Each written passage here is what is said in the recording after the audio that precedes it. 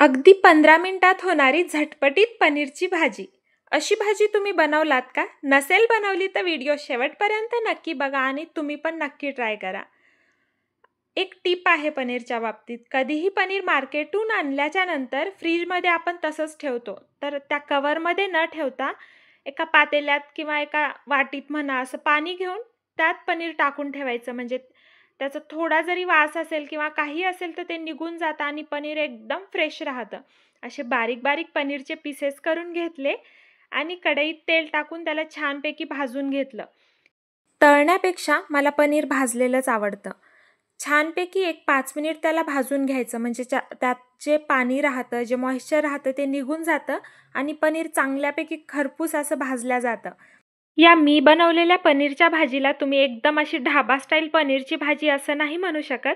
ते मी पण नाही म्हणत आहे कारण एकदम सिंपल अशी कमी मसाले वापरून बनवलेली ही भाजी आहे. त्यासाठी मी 4 कांदे, 3 टोमॅटो आणि लसूण अद्रक घेतलेला आहे. ते चांगलं वाटून घेतलंय आणि काही खडे मसाले घेतलेत. मग कढईत तेल टाकून जिरी मोहरी टाकलेले आहे.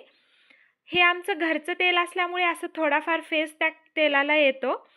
त्यानंतर लसूण टाकलाय वाटलेला आणि खडे मसाले म्हणजेच लवंग, इलायची, दालचिनी आणि तेजपत्ता असं त्याला फ्राय करून घ्यायचं. खडे मसाले जास्तही तळू द्यायचे नाही.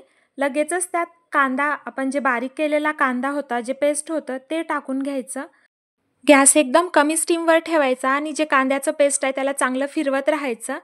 त्या कांद्याला गोल्डन ब्राऊन कलर येईपर्यंत छान असं मिक्स करून घ्यायचं, फ्राय करत राहायचं आणि त्याला छान हलवत राहायचं, नाहीतर कांदा लगेचच बुडाला लागतो, करपतो.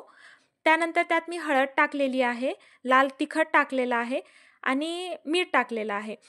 आणि जी पनीरची भाजी असते ती थोडीशी तिखट असली तरच छान लागतं.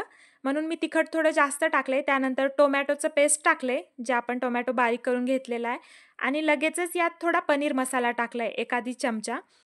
तुम्ही बघू शकता मी यात पनीर मसाला पण खूप कमी प्रमाणात यूज केलाय. 1च चमचा टाकलेला आहे.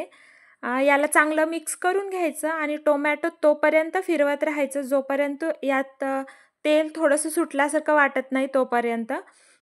नंतर मी यात जवळपास 1.5 ग्लास पाणी टाकलंय आणि पनीरची भाजी म्हणजेच ही ग्रेव्ही थोडीशी घट्ट थिक असलेली चांगली लागते.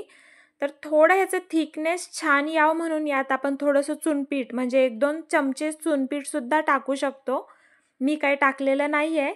नंतर याला चांगली उकळी फुटल्याच्या नंतर मी यात पनीरचे जे पीसेस फ्राय केलेले होते ते टाकलेत आणि भाजी एकदम मस्त झाली होती. बघा छान उकळी फुटली. एक उकळी फुटल्याच्या नंतर गॅस ऑफ करायचा.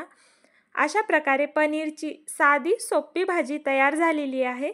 तुम्हाला व्हिडिओ कसा वाटला, ही भाजी कशी वाटली कॉमेंटमध्ये सांगा आणि व्हिडिओला लाईक, शेअर आणि सबस्क्राईब करायला विसरू नका. बाय.